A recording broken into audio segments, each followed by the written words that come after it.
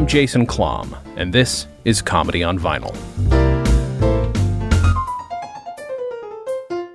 The year is 1965, the artists Booker and Foster, the album You Don't Have to Be Jewish. My guest this week is Joe Gilford. His father, Jack Gilford, was in that record. So thank you for being here. Thank you, Jason. This is a real privilege and a distinct honor because I don't think anyone else in the entire world is dedicating an interview show to the album You Don't Have to Be Jewish. It's true. It's true. I think we've talked about this once before, but not from the perspective of somebody who knows somebody who is on the record. That was with Lisa Popeil of the Popeils that you would know.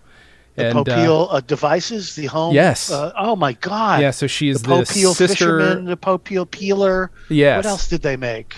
Oh my God. So many. I mean, at some point there was a food dehydrator. There's so much stuff. That made my acid trips so much fun. Because they were only on very late night TV. Oh, sure. And I wondered, there was a voice. Who did her father, by any chance, or a relative do the voice? It's possible. It depends on what. Well, yeah, it would have been her dad at the time. It's a good question. I don't know if he voiced those over or not. It was a little voice. He was a little guy. He talked in a high voice, and he said, "Dices, slices, and chops. It really, really works." And we just would repeat that, of course, in our state of being, in our elevated state of being. Mm-hmm. We would go, really, and we would take out this thing from the refrigerator and go, it really, really works. It was a sweet little voice. There were very unprepossessing spots. They were like really badly done, but really, and I think they sold millions. Oh, yeah. Oh, big time. Yeah. And including, there's a weird one that I'm really fascinated with. She knew nothing about it, obviously, because she doesn't have anything to do. It's her dad and her brother. Her brother is the most recent Mr. Popeil, but her dad was the Popeil. They had this record that was a horse race. And there's this Python record called The Matching Tie and Handkerchief that has 2 interwoven tracks on one side. This had 8. And so it was wherever you drop the needle was going to be the winner of the horse. And I don't know how they managed it. I've been trying to find the engineer for a while now, but I want it because that is an impressive. Without crossing the tracks, they somehow made 8, not concentric, but 8. I'm imagining it. I have a bit of a mechanic. For a Jew, I'm very handy and mechanical. But I'm imagining it as a freeway cloverleaf. Mm-hmm. Oh. Yes, because, records, LPs are mechanical. Yeah. As I comfortably segue into the favorite subject of this broadcast. Mm-hmm, LPs are machines in and of themselves. I also think books are machines as well, by the way. You need to operate them. Mm-hmm. They have switches and things like that. They're human powered, mm-hmm. no less mechanical than a bicycle. Mm-hmm. I can imagine now the spiral, yes, going off into various different destinies, as it were. It's so strange. I want one. They're not easy to come by, but I'm going to hunt one down at some point. You're lucky I'm not on acid now with that to think about. The diverging spirals. Oh, my God. I'm getting smoke coming out of my ears. Anyway, Jason, 1965 was the launching period for my father after his blacklist. So and that was in the up to a funny thing happened on the way to the Forum, the great Broadway musical that he was in with Zero Mostel. And by that time, he started working so much that this is why I was taking so much LSD. There was no supervision at home anymore. My parents were out raking it in. And God bless them. They really worked hard. Anyway, I know you didn't ask me a question, but I just went off on my. No, we got to start somewhere, and let's start there. Let's start. We did. We started with the Blacklist. Right. This record is a who's who of Jewish character actors, which I love. And if I'm not mistaken, I don't know about George Foster, but I'm pretty sure Bob Booker's not Jewish. I could be wrong. But if they produced it. First of all, when he did the voiceover on one of those, and they announced, first of all, there was that section called Quickies, and I love this record because they announce each thing with a title, as if there's a card girl coming out, the round numbers, Quickies, and then with each title, it was terrific. And then on the other album, there was, you don't have to be Jewish, and then When You're in Love, right. the whole world is Jewish. Yes. I listened to both last night with my girlfriend, and I laughed out loud and continuously. It is really funny Jewish music, and you know these jokes. These jokes are cave paintings in terms of Jewish humor. Sure. They are the original. You know, these were the jokes that parted the Red Sea. These were booked in Cairo, whatever it was, the Nile, and we were listening to it, and you don't have to, and you're in love with when you're in love, the whole world is Jewish. There is another section of sort of quick sketches that they call shtichlach, which is Yiddish for shtick, and he called it shtick. He says, and he said in his stentorian goyim voice, went, shtick, the plural of which is shtichlach. These were guys who appreciated the Yiddishkeit, which is plural for, it's a synecdoche for Yiddish, is they appreciated the Yiddish Jewish heritage of comedy, because they'd be nowhere without it, of course. Of course. So I adored it. And I was at an age where then I was much more aware of my father's work and career after that, because I just turning 11 and 12 and 13. And it was also a way to meet young ladies. Sure. He's Jack Gilford's son. They just had to drag me along. We brought Jack Gilford's son. It started to be something after a while, but not quite then. But when he did You Don't Have to Be Jewish, it was a huge hit. Yeah. The record was a huge success. Everybody had it. And oddly enough, he got recognized at that time. He was getting recognized for the Cracker Jack commercials. Oh, yeah. Okay. Historic series of commercials that played for more than a decade, or maybe 3 or 4 new spots a year. And there's a reel of them on the internet that is the complete one, and they're brilliantly clever, funny 60-second and 30-second spots that are mostly done without a vocal script. They're mostly pantomime, my father doing pantomime. And they ran from about 1962 to 1972, and they played not on children's programming, they played on Johnny Carson. Okay. They were selling Cracker Jack on Johnny Carson. And they were very sophisticated commercials and very wonderful. In an age when ad agencies and TV commercials competed with each other to be clever. Sure. Not for sales. Cleverness is what sold products. The Benson Hedges spots, the Hertz Avis spots, the Alka-Seltzer spots, and the Cracker Jack spots. I mean, had everybody. They had Nichols and May trying to sell beer and shit. They had all the smartest, funniest people. Absolutely. And that became the language of advertising became comedy. So he got recognized for this, but then this recording comes out. And he's being recognized for the recording. That's amazing. I mean, it's a very distinctive voice. Because he was such a monument in the Jewish community. Yes, sure. And he does have a distinctive voice, but it's not as if people overheard him talking and then said, hey, you're that guy. No, they knew he was Jack Gilford. They would come up to him and, so good. And go, oh, we love the crowd, but we really love that record. And it was a huge hit. Yeah. This is one of those that, again, Bob Booker is just, friggin', he just keeps hitting them out of the park. I mean, he also made, don't get me wrong, a bajillion comedy albums, but with The First Family alone, this feels like The First Family was in, a lot of houses, but I'm imagining this was in a lot of Jewish houses. Because I'm sure. This has got to be as close to like the first family of your average Jewish household that was up for this kind of humor. I think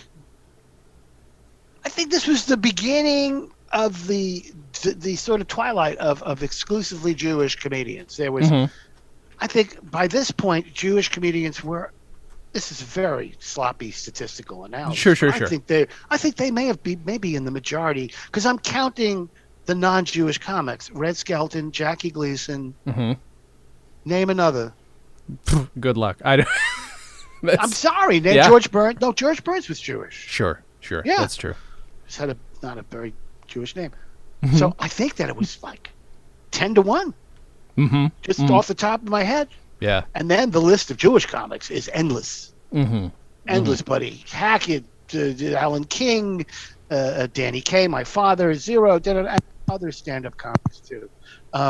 So anyway, I think it was in non-Jewish homes too, because otherwise can't sell. You can't just sell to the Jews. Sure, it's a wonderful fantasy. You know what I think? Yeah, I think that fantasy's operating in my brain because I'm then uncomfortable as to why people are buying it. Are they buying it because they know some Jewish folks and this is a fun reminder of what they know, or is it let's laugh at the Jews? That's then becomes my concern. I don't know. I think it's. Let's put it this way. If we only lived in a world where there was lemonade and no water, we would simply buy more lemonade. And water would be scarce. But it was a time when I don't think they were putting out. You don't have to be Irish. Right. They weren't putting out. You don't have to be Gentile. Yeah. They were putting out. You don't have to be Jewish, which is such a portable and timeless expression. Because also, those guys were so brilliant, Booker and Foster. His partner, Foster. Brilliant in the sense that just I don't remember them not making me laugh. Sure. And First Family, Ashanda on My Neighbors, but we listened to it well after the assassination. Yeah, I mean it's a sorry, good record. We did not put it away, and I think Jack and Jackie would have wanted it that way. Yeah, I presume, of course. But there's also a book I have. And I'm going to find it now, and I'm going to sort of vamp while I try to find it. Sure, please do. It is the book that Bob Booker created with writers like Bruce J. Friedman. Oh, I'm going to find it. Please do. I can't find it. Oh, no. It's called, excuse me, sir, but my eye is in your elbow. And it's a collection of photos done like a comic strip. No, that's not. I see it on Amazon. Yeah, look for it on Amazon, right? Or it's on Goodreads. Here it is. Yeah, and I think my father did that well after this album. Okay. So Booker was somebody that liked my father a lot. Yeah. Well, understandably, it is your dad obviously a great actor, but a character voice, a voice which you share. It is kind of it is uncanny. I love when it's not always that it happens, but every once in a while I have somebody come on and I might push them to do an impression of their parent. You don't need to. I don't know. My brother's just really it's really? spooky. Really? Yeah. Well, there's a lot of reasons why I don't call my brother, but one of them might be construed as, geez, it's like listening to my father. Yeah. And here it is. Good. You got the book. It's a good cover too. And there were scripts in here, but this is like Kurt Anderson now, Studio 360. Today on Studio 360, we will be looking at the photographs of Cartier-Bresson. Excuse me, how do you do that on radio? And you know what? He does it. So if you get this book, listeners, this is a collection of still photographs of my father put together in the comic strip style. I love it. If you like comics, it's almost like a graphic novel. And such authors as Terry Southern, Arthur Kopit, Herb Gold, Jack Richardson. Do you know who Jack Richardson is? I don't know that name.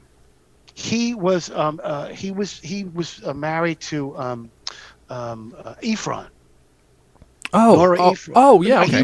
He was married to Anne Richardson, who became Anne Richardson Royfee, who is Kate Royfee's mom, if you know who that is, if you're a literary person. Okay. Then Bruce J. Friedman, you've heard of. Booker and Foster, Allen Ginsberg. Sure. Holy shit. Philip Roth. And Gregory Corso. Wow. Who was Ginsberg's lover and poet in Beatnik. It's a really cool book. But when the list starts with Terry Southern and ends with Gregory Corso, you are in a whole different era. And these guys are already emeritus. What year is this? It is stolen from a library. I always hate that, but that's life. 68? Looks like 1968. 68, yeah. It's already in the crotch of the countercultural era. Crotch of the counterculture era. Sorry, I didn't mean to. That's good. Crotch on FCC. You're going to lose your FCC license. Yeah, sure. It looks great. And there are screenplays in it, too. That's amazing. By Terry Southern. There's a short screenplay by Terry Southern, and the book is called, pardon me, sir, but is my eye hurting your elbow? That's brilliant. That's good. I'm gonna have to nab Get it? this. Yeah, yeah. I hope your listeners know who the Terry Southern is. Well, one hopes No. so. Here's the thing, you never know. It There's a depends little on the movie. age of the listener. So he wrote a short script in this. He Uh-huh. wrote a feature script too, Mm-hmm. and it's called Dr. Strangelove. That Right. everyone will know. Yeah. That's Terry Southern. One assumes. Worth a watch. Worth a watch. Kid's got promise.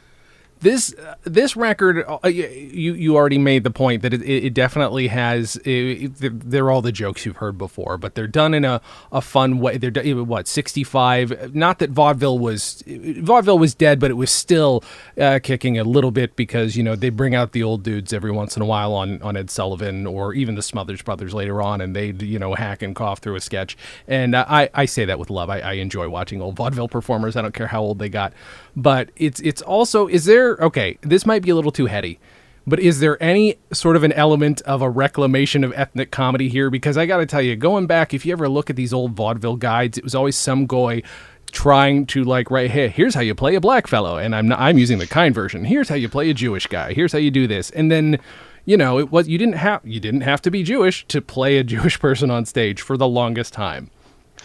It's true, and some Jews also played Indians. Sure, yeah. Mostly Italians, though. I know the guy on F Troop. Oh, yeah. The chief was Italian. And then the Indian on the commercial, the one who cried at the pollution. Yes. Probably the most famous. And they tried to replicate the Indian nickel when they did it. It was a very moving commercial. He was Italian, too. And he lived off that for many years. Oh, but sure. anyway, no, I don't think the album is ethnic. Okay. I will stand in blasphemy here, but I don't think it's ethnic. I think the fact that it says Jewish humor on the label is simply an advertisement for good jokes. Okay. I think that's code for funny. Yeah. And it's like they needed a topical sort of channel. I don't think if you said the best in comedy with Lou Jacoby, Jack Gilford, I don't think you get the same results. Also, these guys were this is a concept album. First Family was a real concept album in the sense that there wasn't it wasn't sketch segments. It was a day in the life. Right. It was a documentary. It was a mockumentary. Yeah. Of the Kennedys in the White House. Yeah. And it was brilliant in that sense. And also you felt like you were really there. And I used to remember the name of the guy who played the Kennedy role. Vaughn Meter. Vaughn Meter. He was fantastic. He led a very weird, fucked up life. Yeah. Well, that's what I said. Show business. Let's see. He's a handsome fellow. I'm looking at him right now. How long did he live? Oh, well, decent, sort of. Yeah. Not a long time. He died when he was my age, sadly. Yeah. What happened to him? I will very quickly promote the episode where I spoke with his widow on this podcast. Worth listening to. But what's so funny is I dug into his life backstory, and I'm like, it can't be this insane. It can't be that this guy gets stabbed by a taxi driver and that his and all this shit, and that his whole life falls apart because Kennedy dies. And I speak to his widow, and she's like, yeah, no, that's mostly true. And I will tell you, it gets darker, where I'm like, oh, maybe I don't like him as much as I thought I would. But the story's interesting. But well, was he a co-producer and writer of the record, First Family? Nothing to do with it. Just a performer? Nothing to do with it, and he didn't want a sequel record to happen. He almost refused to do it, even though he was under contract, and they pushed him. And then supposedly at the end of it, he said, thanks guys for pushing me. I'm glad I did it, because they did that sequel record right before. I see that one of his credits, film credits, is, first of all, Lepke in the Walter Winchell. No, he played Walter. No, sorry, he played Walter Winchell. Okay. In the movie Lepke. Interesting. I don't think I knew that. Which is a gangster movie starring Tony Curtis, obviously, as Lepke, and that was a Menahem Golan movie. And Golan Globus, that's another show. I'm not even going to go into it. Golan Globus. But then he's in a movie called Linda Lovelace for President. Yep. That one I remember. And that is not a regular movie, is it not? It is. It does have the actual Linda Lovelace in it. But I think it is is close to a straight-laced non-porn movie as you were going to get. So it's a naughty, crazy movie. Yeah, that's my impression. I've yet to see it. Don't know if oh my God, I'm just looking at the images from it and just wondering if I ever will watch it. My guess is no. Oh boy. This is great stuff. Anyway, poor Von Meter. Yes, but he didn't die from the guy stabbing him in the taxi. No, yeah, and I don't. No, he did not. That was just one of those little side things that happened after his life started to fucking fall apart. You can't really, Jason. You can't blame that on him. No. Just because a guy's life falls apart, yes, doesn't mean it causes someone to stab him. That is fair. Though, because I have proof. Mm-hmm. I can win this argument right now. Okay. I'm sorry. I don't mean to belittle you. No, fair. Please. Please. No, I'm a professor. I'm used to it. Mm-hmm. Because Norman Mailer's wife stabbed him. Oh. Did not know that. Fascinating. He was on top of the world at that time. He couldn't have been more successful. Holy shit. He just wasn't the best husband. Mm-hmm. Wasn't the warmest husband. That'll happen. Happen. Lovable, cuddly Norman Mailer. Let's get back to a man who I can only assume is cuddly and lovable. Your dad. He seems like it. I will tell you that is his absolute charm, running from the beginning of his career all the way to, again, the latest thing I ever saw him in was those couple episodes of The Golden Girls where he's the most adorable thing I've ever seen on the planet. It was just on. It must be on more than the other episodes. It might be, yeah. Because I get an email. I guess every quarter they must be recycling the syndication so rapidly. Mm-hmm. It was on a long time, so that's a long cycle. Yeah. I mean, usually they get all the episodes in, and then they start cycling again. Right. But this must be on a short run because I get an email every 3 months. Saw your dad on the Golden Girls, and it's a double episode. Yeah. So actually, it gives them more odds in being seen. Yeah. The double episode. He was good at the cute and cuddly, but he was also a blacklisted Jewish actor with 3 kids. Yeah. Which did not lead to a lot of cuteness and cuddling in his daily life. And fair. That is because achieving the cuteness and cuddliness in public, there is, and I'm not saying it was a fake. It was not. He was a sweet, warm, funny guy who had no tolerance for stress at all. Okay. I get that. I relate to that. He had no the bar for putting stress on my father was so low. It was like and also we had if we had not gone into, my sister and my brother and I, into the different things we ended up doing, we would have been incredibly good burglars. Because we had to make sure we never woke him up. He was a sleeping actor as well. A sleeping actor is like a wounded lion. You do not want to awake the sleeping actor. You will die if you awake the sleep. And that was sort of emblazoned on our brains, so that we, on a Saturday or Sunday morning when everyone got to sleep, or usually, we were out the door for school and he was still sleeping because he had been in a Broadway show the night before. My father he was a night worker. He might as well have worked at the post office or done a shift on the MTA, but he was out at night. We had dinner at 6:20. He was out the door for his 8:40 curtain. Had the best transportation in show business. We lived at the foot of the number 10 bus that went straight up 8th Avenue. He literally rounded the corner of our building on Bank and Bleecker to 8th Avenue at the famous deli that's still there with a big flower vegetable stand. It was called the Opera Deli back then. It's now called Abingdon Square Deli. And there's the number 10 bus, which shoots straight up 8th Avenue. And depending on what theater he got, it was either 44th, 45th, 46th, 47th, up to 52nd Street. And then he would take the number 11 home. That came straight down 9th Avenue, where 9th joined, Hudson joined Is this boring? No, it's fascinating.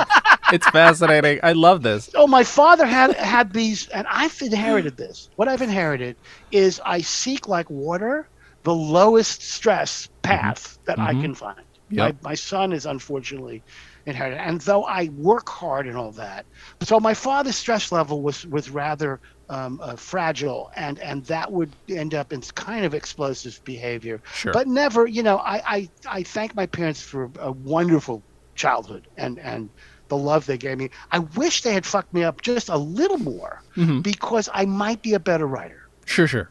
That's fair.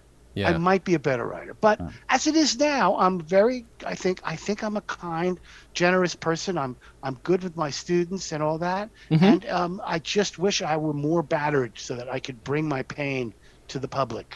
I get it. But that's the way it goes. my hard luck. Did your dad know any of these people on the record? Was he friends with any of these folks? Because there are names on here that, I'm maybe more familiar with. Like, honestly, like Betty Walker is somebody who I've been wanting to dig more into her work. A lot of these people. Arlene Galanka might be the only person who's still alive from this whole record. She's still alive, and I'm trying to get a hold of her because I'd like to talk to her about this record because I think she's the only person. I hope I'm not insulting anyone. I think she's the only one. Well, my mother had she had been an actress, and then she became a homemaker for a while. And as soon as she was able to work, when we were more out the door, she became a casting director and producer, and a casting director for commercials, pretty much exclusively, and some small budget movies. But she cast commercials and voiceovers. She was one of the first people to get a celebrity. She did celebrity casting, so she was the one who came up with Henry Fonda for GAF floors. Oh my God. And so that she got the famous Henry Fonda for GAF. He made it one word, GAF. GAF. So anyway, she knew everybody already, so did Jack. But Lou Jacoby was a friend, and my father later would go on to they would be the dual replacement cast in Sunshine Boys. Okay. Love it. And they were the last replacement, I believe. The show really did not have a lot of replacements. It was Jack Albertson and Sam Levine originally. Okay. And then I think my father played with Sam Levine for a short time, and then Lou came in. My father played Willie. I think the Walter Matthau role. Okay. And Jacoby played what you would know from the movie, from the George Burns role. And they were terrific together. All actors criticize each other in the same way for being fussy in their way. And my father told a story about Lou Jacoby. And he said, yeah, don't eat with Lou. And I go, why not, Pop? He said, well, if you eat with Lou, he'll order something. And he'll order it, and then they'll bring it, and he'll pick up and look underneath the slices or whatever it is, and then pick around and look and make a bad face, a stinky face, and he'd wave the waiter over and go, waiter, this does nothing for me. And he would send it back. Now, my father should talk. I have to say my father was not good with the help. He was one of those dads who would get very terse with the waiter if the food was cold. And I would go, Pop, it's not his fault. He didn't cook it. He didn't send it out of the kitchen. Your argument, your complaint is with the management. Because I don't care. He brought the food. So he'd be cranky with waiters. So these actors, and food and actors are a big deal, as you probably know, especially struggling Jewish actors who may have been blacklisted or not. Getting a good meal was everything because the dollar was so hard to come by. And when you took that dollar to oh God, what was the name of that wonderful cafeteria that we used to go to on Times Square? Oh, I loved it. Anyway, when you took that dollar to a restaurant, you wanted exactly what you paid for. I remember Lou as well as a friend, someone that would run into when you're walking down Broadway or something. But also, this was my memory of Lou. I started working in the film industry very early, at about 18. And the company, I lost the job. The company actually went out of business, and I was getting unemployment for the first time in my life. And in my family, that was like in the mafia going to jail for the first time. That was losing my cherry, was getting and my parents were experts at it. Oh my God, they were experts at it. And every question I needed answered about unemployment at the age of 18 were do this, do that, go to line C, and then say yes, and say no, and make sure that you do, and and don't say anything about blah, da, da, da, da. Okay, I got it. Because then they explain why. And they say, if you do that, then just make sure you're available, and you're available. That's it. The rest is none of their business. Holy shit. No, it's sort of working the system, but it was a good Yeah. system. It actually worked. So I was getting $68 a week, which was good money back then. You could eat on that. And I come to the line for, if you were in a freelance world, which I was, the line was different. You went to line C. It's famous. Any actor will tell you, oh, yeah, line C. Because you were freelance, you had a different sort of, configuration to your employment.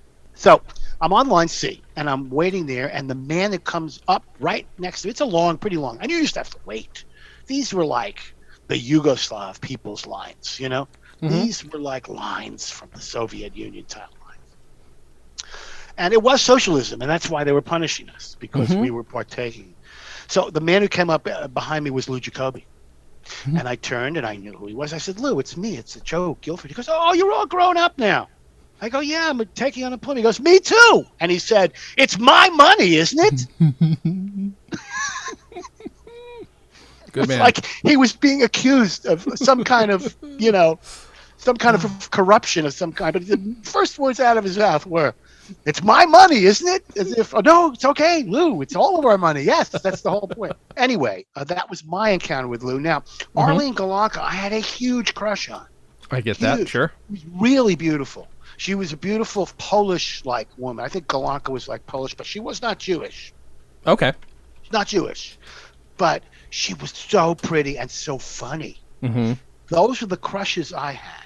The crushes I had were Polly Bergen, Kay Kendall, Judy Holliday. If a woman was pretty and funny, forget it. Forget it. I would fight the crowd, the mob. I would kill. I would have killed for Kay Kendall. And so Arlene Galanka was in that category, and my mother cast her in a couple of commercials. Okay. And she's absolutely adorable. And she did a couple of commercials where some of her phrasing was so funny. There was one commercial she did, and she'll remember when you talk to her. There was one commercial she did where she went, "Oh no, you didn't. Oh no, you didn't." I can't forget what it was, but we used to repeat that over and over again. She was famous in our group. And then Phil Leeds. Phil Leeds was one of our dearest friends. He's not on You Don't Have to Be Jewish. He's on the sequel, When You're in Love, the Whole World is Jewish. Yep. And which you really must. That's really great to listen to as a sequel, because there's so many good songs on it. Yeah. There's such funny songs on it.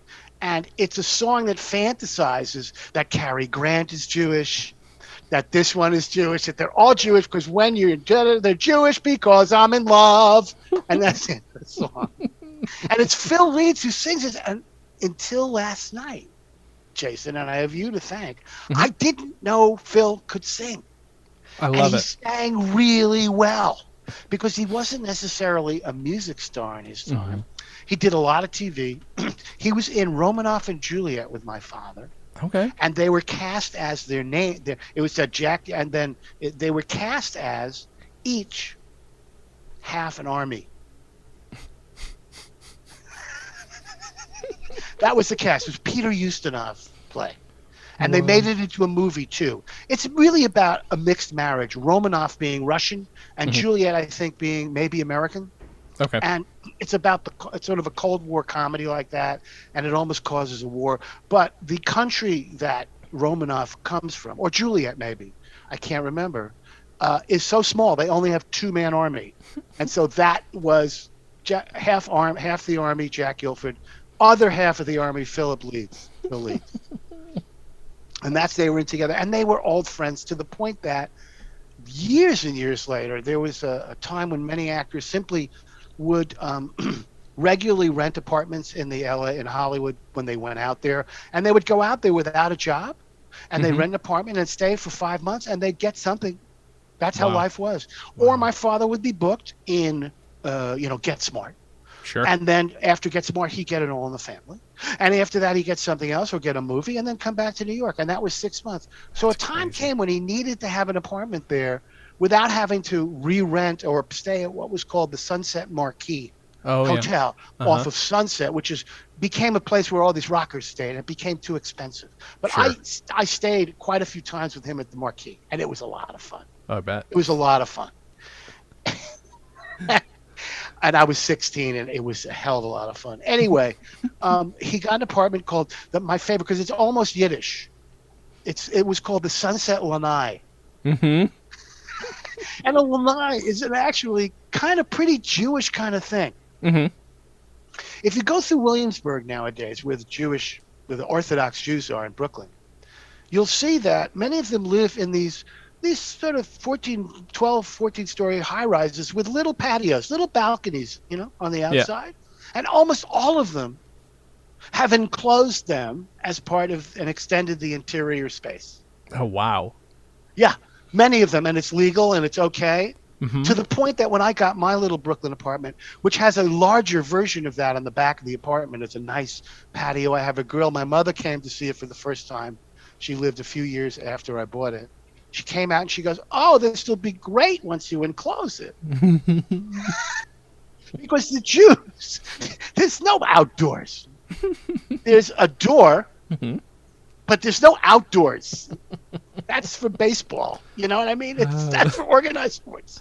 So that's a lanai. So a lanai is an extension of the interior that's then enclosed after the fact. Mm-hmm. And they had an apartment there called at the Sunset Lanai, which I think is Kingsway, a road off of Sunset, a steep hill. Oh my God, it's been a while. Those Hollywood streets. Mm-hmm. I think it's called Kingsway or Okay. King Avenue or something. I will trust you. It's over there by Las Palmas, all those Hollywood Sure. streets. Yeah, yeah. And it's a very steep, one of those steep hills down from Sunset. And they lived at Sunset Lanai, where in residence at his own apartment was Phil Leeds. Okay. And it was one of those places with a little common pool. It was really tacky. Sure. It was really old Hollywood with the balcony, just 2 or 3 stories high. Everyone entered, like a motel. Everyone entered a door onto the outer balcony, that kind of stuff. Mm-hmm. And that's where Phil lived with his wife, Toby, who was a very bad smoker. Very bad. Bad. And anyway, Phil was one of the funniest people we knew. One of the funniest, most talented people we knew. And he was my biggest thrill was knowing him, and that he was surprised me when I saw in 1969 that he was in a movie I saw for the first time called Rosemary's Baby. Oh, sure. And he played one of the coven. Mm-hmm. Very quiet, and he had a very permanent kind of smile, and he nodded, and he just knew that, oh goody, we're going to have Satan's baby now. Thank you, Rosemary. But he never said a line. Never said a line. So funny. And Phil Leeds was in that too. So Phil comes up, but when I listened last night to the record, I heard him sing for the first time, and he was glorious singer. He's a glorious singer. It's wonderful. That's remarkable. I love that. These are the sort of, I love character actor connections, and I also don't like, honestly, like those seem like little stories maybe to you, but I mean, I think those are little things those little pops that keep them alive, and I like those. I like those things. Those are nice. These are the stories I love. Yeah, these they're are the stories I fascinating. love. These men and women struggled as working actors at a time when it was, I would say, comparatively easy, but no one thought it was easy back then. Mm-hmm. There was more work. More work. Am I so on the second record, which I apologize, I did not listen to. I've heard it before, but I didn't listen to it in preparation. But I know it enough. Well, as a professor, I would be very kind to you right now and say, Jason, that's not like you. Little do you know, it is very like me. But Valerie Harper is on the second record because she was friends with Arlene Galanka, and she's like, hey, I can't do this record. Can you do it, please? which is, wow, kind of remarkable. Well, there you go. The fraternity, the sorority of actors. Mm-hmm. People gave each other jobs. They did. And again, it was great to see those people. And then everyone else on it, I didn't know Betty Walker, and I'm not sure, but I'm sure my parents knew her in some way. And I always remembered it, of course, as Nancy Walker, who was a lot more famous and had a real Hollywood career in the 40s and 50s. Yeah. But then when I listened to it, I went, oh, this is Betty Walker. And of course, because I don't think Nancy Walker is Jewish. Okay. I'm not sure. I don't think she's Jewish. I could be wrong. Someone is going to send you an email now. Just tell Gilford he's full of shit. I'm the last person who gets to determine whether or not that's the case, but I will take your word for it. I don't know. I'm looking her up right now. I will say Betty Walker, we have talked about Betty Walker's, one of her albums before. We did listen to Betty Walker's first album on this podcast once. One of my guests was like, this looks interesting because I had it in my collection. We listened to it, and it's a delight. It is very much like it's kind of like we just talked about. My brain has stopped working. My apologies. She played Mrs. Goldberg on the Goldbergs back in the 50s. Gertrude Berg. Gertrude Berg, yes. So we talked about her for a whole episode, and it's very. She just does this whole record that's very much similar. It's a Jewish mother, and it's the whole record, and it's the part she's playing on this record as well. She's kind of taking that part. So this is Nancy Walker's. Betty Walker's own album of a Jewish woman. Oh, that's great. Yeah. Yeah, it's good stuff. And it's mostly, if I'm not mistaken, I could be misremembering, but mostly phone stuff, just her side of a conversation, Newhart and Shelley Berman style. And, what's his name also? My brain is fried. Listen, here's the thing. This is why the show's ending. No, here's the thing with Alec Baldwin. It's nothing to do. No, I'm kidding. Sorry. It's one of my actually favorite shows. He's a very good interviewer, Alec. Is he? And he loves to just get down there and whisper to his guests and say, Jason, the show is an immense success. You are an immense success. Tell us, where did it begin and is it going to end? And why is it ending? Why is it? But he's so intense. Sure. He really fancies himself a great interviewer. I'm sure he does. I'm not surprised. Yeah. The shows are good. He has good guests. You know what he did? He had interviews with Herb Alpert. 1 hour with Herb Alpert. Yes. Interesting. 1 hour with Dick Cavett. 1 hour with oh God, it's just you name it. Yeah. I can't remember who. Well, I mean, he's famous. He can get 1 hour with Billy Joel. 1 hour with Billy Joel. Yeah. Just incredible interviews with people, and just the right people. Writers too, and directors, and actors and stuff. Anyway, he's one of my. I'm sorry. Yes. Now no, it's fine. Oh yes. Talk to the minor league ball team about the Yankees. This is what I'm doing now. This is great. You know that team? Hardly. I've been doing it longer than he has. Great team. No, you've been doing it longer, and actually, you interrupt much less than he does. Oh, good. He's always jumping in, and it's sort of annoying. That's one of the annoying things. But he can be edited. Tell me about Uptown Girl. I want to know a little bit more about Uptown Girl. That's very Sounds good, a lot Jason. like a Frankie Valli song. Is that what you're going for? Okay, great. Yeah. Thanks. All right, moving on. Have you heard my Trump impression? Boy. No, let's hear it. Give me nightmares. I dare you. Yeah, right. Oh, God, never again. Never again. I don't even know that name. I didn't even hear it when I said it. Steve Colbert will not say it and not show it fully spelled. Good man. He says T asterisk star star star, and then he will say the former guy, the da da da, and then he asked all the viewers to send in an appropriate nickname, and so now he has thousands of them that he does in one sentence. He'll do 3. I love it. I'm a big fan. Can I tell you, it's really funny. You and I have both been drinking through this whole episode. Not alcohol. We've been both hydrating. It's very hot here in Los Angeles right now. For yourself, pal. Oh, okay. Fair enough. It's you 6 got a bottle of gin. Here. It's 6:30 here. It looks like Poland Springs. More like Poland Springs Eternal, pal. It just makes me think of my favorite joke on the whole thing, which, again, I know I've heard before the record, which is just the Oi am I toasty? Yes. Oi was I toasty. It's a stupid joke. My favorite is, so tell darling, don't worry, I'll cook dinner, I'll come over, I'll put the kids to bed, I'll do that, and tell you, but listen, honey, if there was so much snow and the car wouldn't start, how did Paul get to work? Paul? Who's Paul? Your husband, Paul. I don't have a husband. Oh my God! Then who is this? Is this Fremont 76255? No, this is Fremont 76256. Well, I'm sorry that I guess she goes, but does this mean you're not coming? That's my favorite. It's such a perfect joke. It's a perfect joke. And again, again stereotypically, sure, it's Jewish, but it's mom. It is a mom thing, like universally. I think it is very. Well, every culture, every immigrant culture that I know has a wonderful matriarchal history and myth, and patriarchal too in a way. But the Italian mother, the Jewish mother, the Russian babushka. You know, every culture. I don't think the French have a mom. That would be interesting to know. The French mom mostly sneers and says, "You never look good in that outfit." And I don't think there is the adorable, loving, warm, soup-making British mom. No. I think there's the one who says, "Don't worry, we'll get through it like we did the war." Very much so. Yeah. Yep.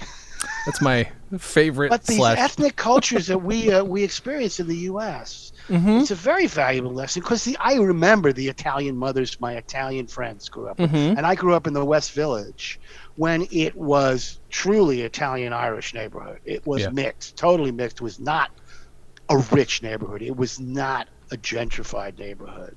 The people at brownstones usually inherited them from 50, 60 generations, you know, and then it was not a Hollywood street. It did become that a little bit, Bank Street, particularly because Charles Kuralt moved onto the block, the great newsman from CBS.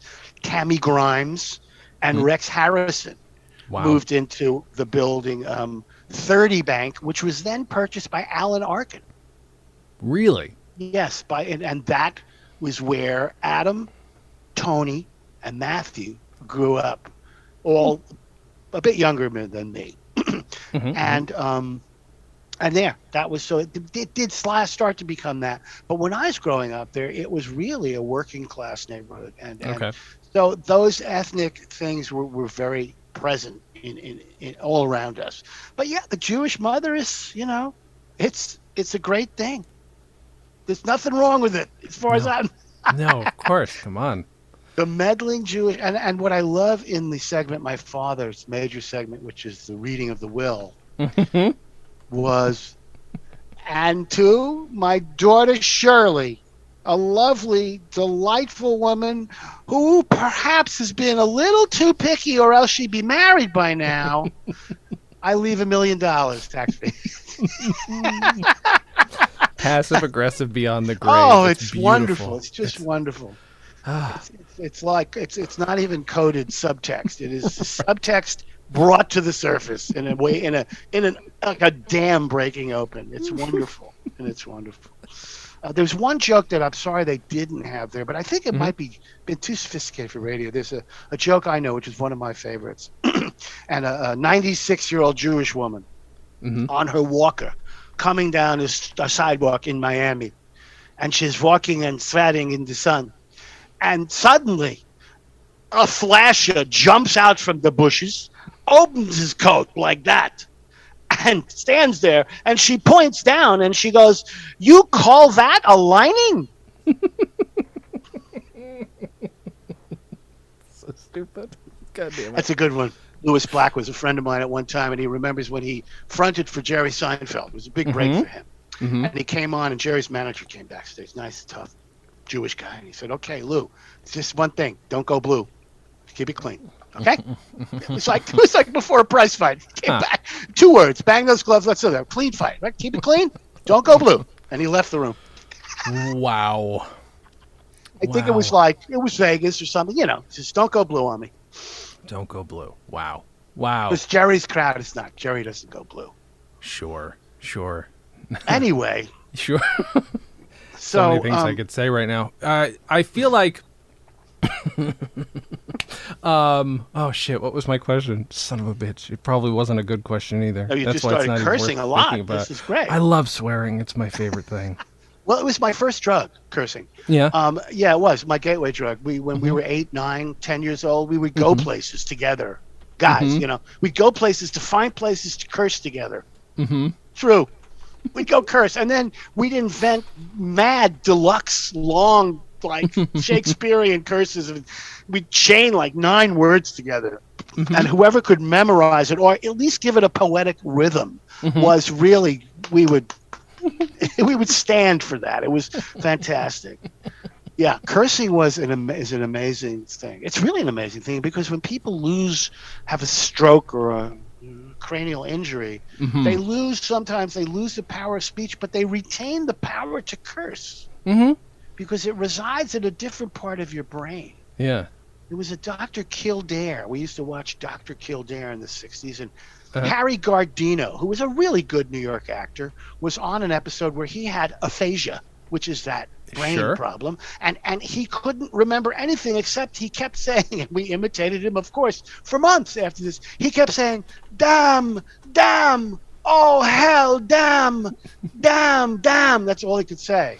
And they were trying to say in their own censored kind of network way, he can only curse, but this is all we can give him to say because of standards and practices. Oh my God. Damn, damn, hell, damn, damn. And the nurses are shocked if he's saying damn all the time.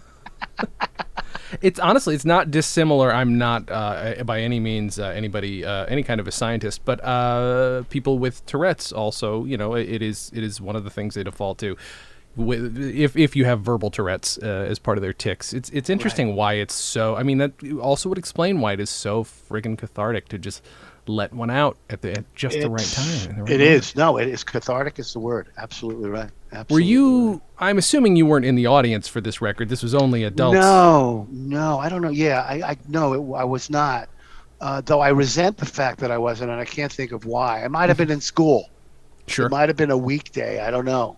Yeah, but anyway, no, but I love that they had an audience too. Also, this was a time that comedy on record was sort of important. Yeah. It became more important later with George Carlin, Steve Martin, but Carlin and Robert Klein. Robert Klein's Child of the 60s was a very famous album that we all memorized. Sesu, yes. Lithuanian language records. Sesu, yes. Every record ever recorded driven to your door. He would do this late night commercial. But that was a time when you paid attention to what was coming out on record. And my parents had in their collection, which I would then, they let me go into their bedroom or borrow their records, and I had my own little record player. And I was listening at 12, 13, 14 to Bob Newhart before he became a big star. Oh, all right. Good stuff. Amazing. Pat Harrington was good. Yeah. Was really good. And I'm just trying to remember the actor. Oh, God. Booked Solid. Oh, God. He was a really good actor. Yeah, Paul Dooley. Paul Dooley. You know the album. I re-released it digitally for him. Oh, my God. You're a hero. I take back everything I've heard about you. That's amazing, Jason. God bless you. That's really a mitzvah. That was one of my favorite albums. And Paul was, I think he was Second City, was he not? Yes. But the thing is, here's why I get confused is he's older than he at all ever comes across. So he might have even been involved before it was the Second City. But I think you're right. I think it was just the Second City. Well, the Compass Players. He may have been Compass Players. This is why. Yeah, that's why I'm trying to remember. I feel like he was. I apologize, Paul, for not remembering off the top of my head. But he's been there for the beginning of everything. For all these. Yeah. You know what? He also recorded something that I am desperately on the hunt for. It was never released. He did a JFK album. And I know who it was written by, and I've been in touch with that man's widow, and I'm just like, please, are there tapes, because I want that to be released. Even it's a weird thing. Alive. He's 93. Yeah. And he's still married to Winnie Holtzman, who's also very gifted, wonderful TV comedy writer and showrunner. Yeah. And screenwriter. Yeah. Both very that's kind there's people. That Pat Harrington, Paul Dooley. Then, of course, when I turned 15 or 16, the Lenny Bruce recordings started coming my way. And that was the Sure. world just cracking open in a way that it never did before. And we memorized those too. And I passed this on to my son, who at the age of 13 or 14 was standing up. He's not doing it anymore. But he was standing up at the age of 13 or 14, and I gave him the complete works on CD. Oh my God. I don't know how. I remember how I wore out an LP. I don't know how you wear out a CD, but he did it. Sure.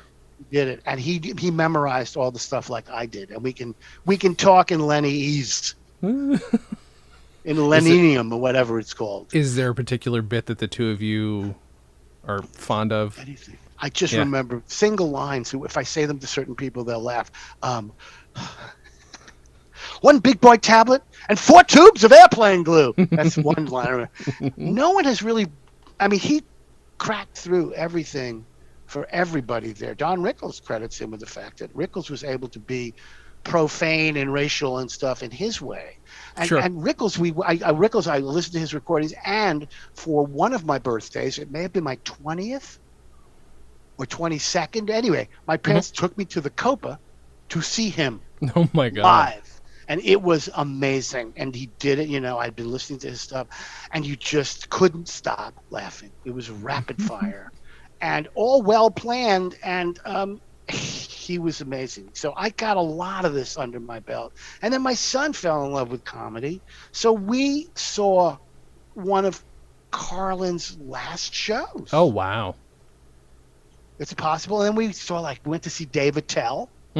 Who my son loved, and that was a sick show. They had a couple of comics there. The first comic went up, we thought he was hilarious, but a couple of people walked out.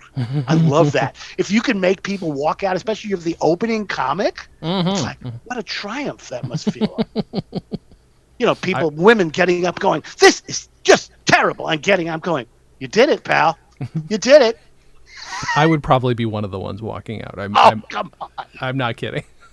I'm picky, though. That's it. I'm just very picky. Well, some of these guys. Attell is pretty funny. I think I haven't heard from him in a long time. Okay, I want to make sure all right, let's see. How do we do this? Did we cover everything? We covered a lot. I mean, we did cover a lot. And at least we did talk about some of your favorite bits on the record. Let me make a note here. Let's see. Let's talk about why listen to this record. Let's say you're not familiar with sketch from this time period. Maybe you're not familiar with your dad's work. Maybe you're not familiar with these other people. Why give this record a listen? I think this record has timeless humor that, if done outside, if you try to do it in a generic kind of way, I don't think it works. I think it is ethnically Jewish, and these jokes have been told for millennia. Millennia in the Catskills. Yeah. When the Jews came to the Promised Land, Liberty, New York, they don't call it Liberty for nothing. But they're timeless and they're classic. They're really definitely classic. I don't understand the science of it or the history of it. I mean, an academic might, but what I believe is that there is, just as there is spiritual music descended from African American slaves becoming the blues, you can't do that any other way. That evolution has to happen that way, and it's immutable and it is culturally permanent. And this humor is, I believe, culturally permanent. I really do. This is Da Vinci. It's one of those. This is Michelangelo. This is That's perfect. I mean, it's one of the reasons why, as a little kid growing up in upstate New York, I really thought that I needed to be Jewish to be funny, and I was like, why the fuck am I not Jewish? Why was I not raised Jewish? Why is this not a thing? And then eventually you sort of get it, and you try and be funny anyway. Jewish comics joke about their families. No other comics, and some Irish and some, but for instance, Steve Martin never talked about his family. Sure, yeah. Never joked about his mother. Never talked about her as a meddling, domineering, wonderful woman. Right. Right. So they have there are cultural roots here. Mm-hmm. Mario Cantone, who I think is one of the few Italian American comics who kills me, Mm-hmm. and he does the most intensely surreal and frightening and incredible Liza Minnelli you have ever Oh seen. yeah. Oh yeah. Oh, it's breathtaking. Breathtaking. We saw him on Broadway. That's another show I Oh, took okay. my son to. We saw him on Broadway, and I don't see him enough. But anyway, that that ethnicity, each one has their ethnicity. So, I mean, actually, Robert Klein and Mario Cantone talk about. But Mario talks about Italian guys trying to pick up a girl, Mm-hmm. and his picking up a girl in Boston, where he grew up, was hey, what's your name? Hey, give me a cigarette. Hey, what's your name? What's your name? Hey, what's your name? Give me a cigarette. Hey, what's your name?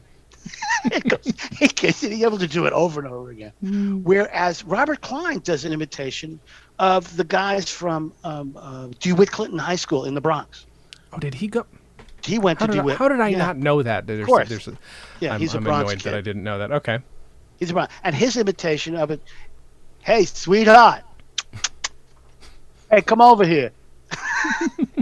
These are the suave.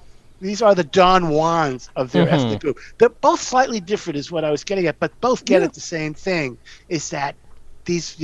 I don't know that. I know that Patton Oswalt has a working class kind of patina, as it were. There's something rough and tumble about him, something damaged. Maria Bamford now, she's a family comic.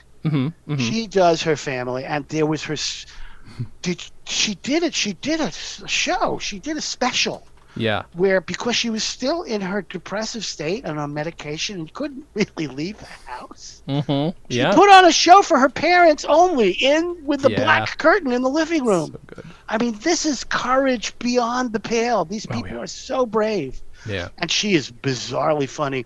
And she did that little documentary with Patton, and who's that third very tall guy? Brian Posehn?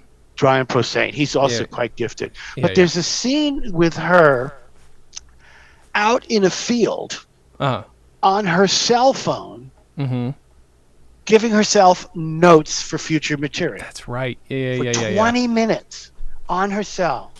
And they have the camera very far away, so she doesn't know they're recording. And at the end of it, she says, "Did you shoot that?" Oh, my God. Did you shoot? And the stuff she's talking about, generating. This is why my father stopped doing stand-up. Yeah. Generating new material is a long, painful, and endless process. Yeah. Because you can tour, but that's it. That material is gone. You cannot. It's not like music. It's not like having a hit record. Yeah, you could reprise some of your favorite bits. I don't think you can do that. Right. I really don't think you can do that unless you're doing impressions. Then yes. And Richard Pryor in one of his last movies said, "Okay, I'll do Mudbone. All right, this is the last time." Yeah. Yeah. So I think that what Bamford shows and all of them, and my father too, coming up with new material is endless and difficult. And so he became an actor in sort of almost by accident, but not. I mean, he meant to be cast in roles. He had no training. He just acted. And he was able to get into major dramas on Broadway. He was in The Diary of Anne Frank, was like one of his big Broadway shows. Just before that, he had been in. He toured in a famous sketch comedy show called We the People. It was the Saturday Night Live of its time. Okay. It was, and it had an L.A. production. My father was in it. It came to Broadway, and everyone was discovered. Jack Albertson, Nanette Fabray, a bunch of other people. And 1942, 43. So he did that, and then he started doing his clubs, kept doing his club stuff, and toured, lived out of a suitcase for years, did not get married till he was 44. And was not intending to get married. My mother made it clear to him that if he didn't, that was it. Fair. And she said, "You either marry me or I'm gone." And so he did. 40 years later, they had a crazy great marriage. Anyway, so he became an actor because he wanted had to stop writing new material. It was too hard. It was just too hard. Also, the life of a comic, you're really constantly on tour, whereas if you're an actor, you're either on Broadway or you're doing a TV show. You're planted somewhere for a period of time. Yeah. And once, as I said, once his fame and our kind of near ability to take care of ourselves as children sort of coincided. In other words, they could have waited another year or two, but they said, "Oh, the hell with it. We got to go to L.A. We got to make some money to keep these kids in school." You know? Yeah. And so they did, and I think that's what he enjoyed was being planted and not having to tour and not having to create new material. That makes sense. Yeah, we didn't even get into his stand-up. Do you know, I might have asked this when I spoke with you with Josh, but I think I did ask this. There's no recordings of his work, right? Or of his Yes, there stand-up? are. No. There are. You know, okay. What I have to do is I think he took the one-man show he did in the 80s, which I directed. Oh, yeah, right. We took it to various places, Pasadena Playhouse, the Egg in Albany, and then finally the Ballroom in New York. And it was very successful. That is a conglomeration of almost all of his old club routines from Cafe Society, which really don't date that much. I mean, it was amazing. And it's funny, speaking of BoJack Horseman, his routine of a racehorse that makes it big and then starts drinking and taking drugs and running around with women, finally ends up pulling a junk wagon in the Bronx. And I can't do the physical thing he did, but it's so quick and has such a wonderful comic punchline. He imitated animals. He imitated animals. So that's in that, and I have a tape of that, and I will Dropbox, brother. Oh, okay. Yeah, I will get it. That on somehow, and that is the extent of what he did for decades as a comic. That's so cool. Yeah, I would love to see it. That would be great. Is there anything you would like to promote? Is there anything anywhere people can find you? Well, I wrote a book. Uh-huh. I wrote a book on screenwriting called "Why Does the Screenwriter Cross the Road?" And it's a handy guide to people who want to take up screenwriting. It's like just being in a room with me for 40 hours, if that's what you want. And there is an audio version of it too, which is really like the Chinese water torture, but it's not. People have called me and said, "This is great. I did the recording. If you can stand the sound of my voice, please get the audio recording. Why Does the Screenwriter Cross the Road and Other Screenwriting Secrets" by Joe Gilford. But also, I'm a story coach. I do this, I teach at NYU, and I also have a service called StoryRescue.com, one word, StoryRescue.com. And I am happy to look at the dreck that you wrote and help you make it undrecky. Love it. To undreck it, as it were. It's perfect. Well, thank you so much for doing the show. Thank you, Jason. This is always great because there's nothing I like to talk about more than show business. It's almost all that I know.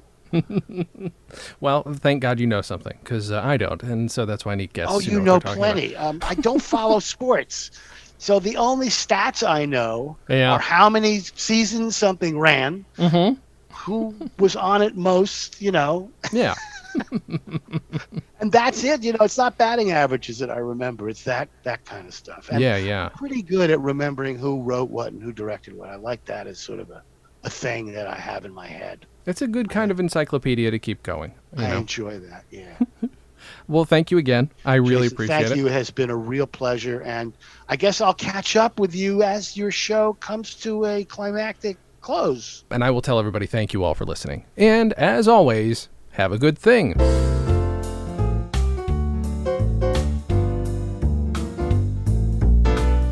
Comedy on Vinyl is a production of StolenDress Entertainment. It is produced by Mike Warden and is hosted and edited by Jason Klom. Our theme song was composed and performed by Richard Levinson. You can email us at podcast@comedyonvinyl.com. You can also send snail mail to StolenDress Entertainment, P.O. Box 805, Burbank, California, 91503. Subscribe to Comedy on Vinyl on Apple Podcasts, Google Podcasts, and anywhere else you can find podcasts. Give us a 5-star rating and write us a review. It helps. You can find us on Facebook, Twitter, and Instagram at Comedy on Vinyl, or find everything in one place at comedyonvinyl.com. A major portion of Comedy on Vinyl has been underwritten by Stand Up Records. Please visit standuprecords.com for all your comedy needs and tune in to the new Stand Up Records channel available on the Roku, where you can also find select episodes of this podcast. Visit StolenDress.com to listen to our other podcasts, watch videos, and imbibe freely of our multimedia content going back 15 plus years.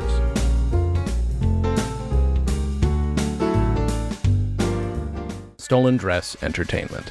Hey, it's my turn. Ah!